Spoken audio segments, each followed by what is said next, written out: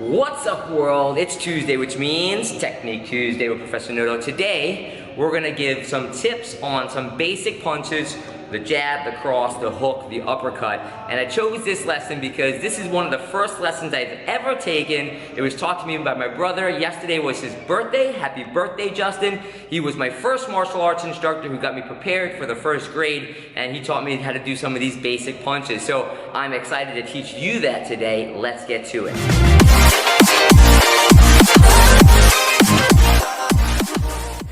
Okay, so I'm going to give you some tips that are going to help you with some of these basic punches, whether it's the jab, the cross, the hook, or the uppercut. Those are the main punches that we use in our combinations. So let's make sure that we're doing them the right way. First things first is we want to make sure that we're at a good distance from the bag or whatever we're striking.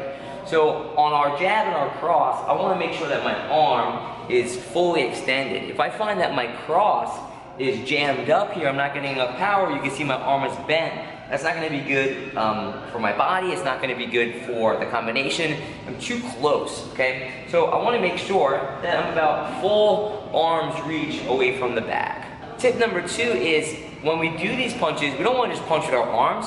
We want to use our whole body. We want to use our core strength. So I'm turning my body to cut in half every time when we do these punches, okay? So when I throw that jab, I'm turning my body. When I throw that cross, I'm turning that body. Look how my arm is nice and long here. My jaw is protected against my shoulder, and my left hand is protecting my face. So I'm always protecting, turning, and at a good extension on those punches. Don't just punch with your arms. Turn your body in half. Here, here. Look how I'm turning each time. Okay, next is our hooks. When we throw our hooks, I want to make sure that my fist, my elbow, and my shoulder are all in one line. That means I don't want to throw it like this or like this, but I'm coming right here, okay? I'm trying to get my fist, elbow, shoulder all in one line with my jaw hiding behind my shoulder, and of course my other hand in front of my face. So whatever hand is striking, that other hand is protecting.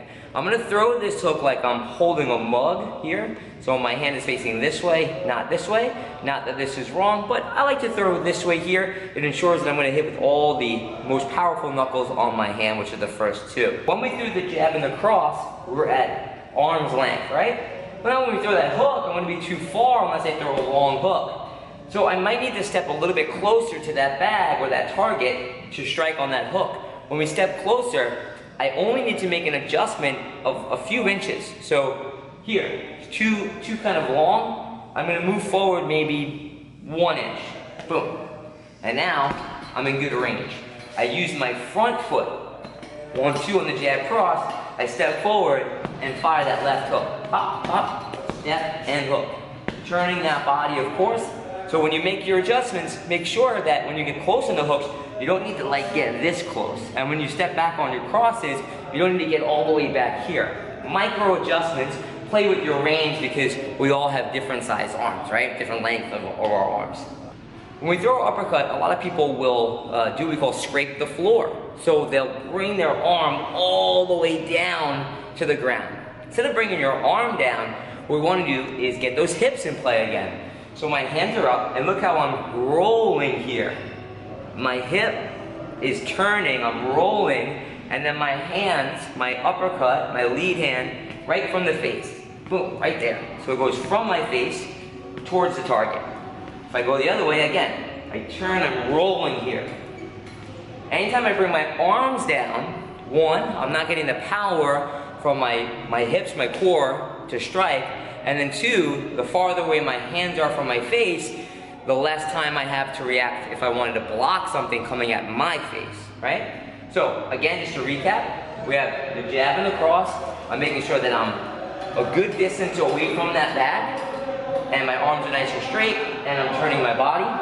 When we throw that hook, we step in a little bit closer, we turn again, and we want to make sure that our fist, elbow, shoulder, all in one line. When we throw those uppercuts, we roll that hip and get the power from our hip, through our arms, right to the target. I'm going to give you one more bonus tip for working on a bag or working on some targets.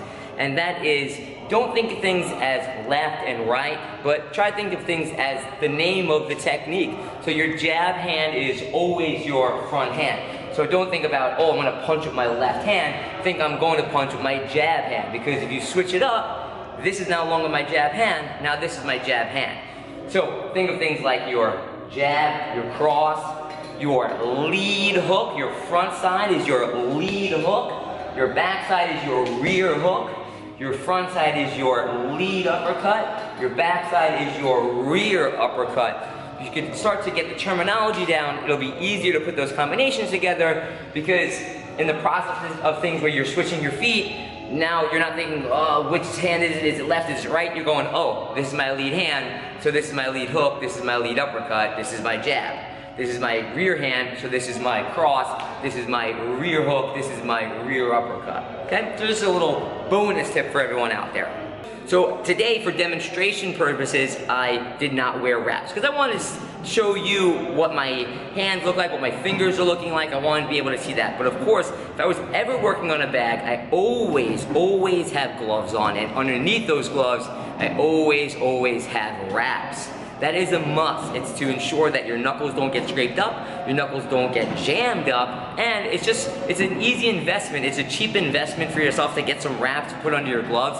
That's just gonna take care of your body, right? We wanna make sure that we're training in a way that's both safe and that we're seeing the benefits. And we can't see those benefits if we're not safe.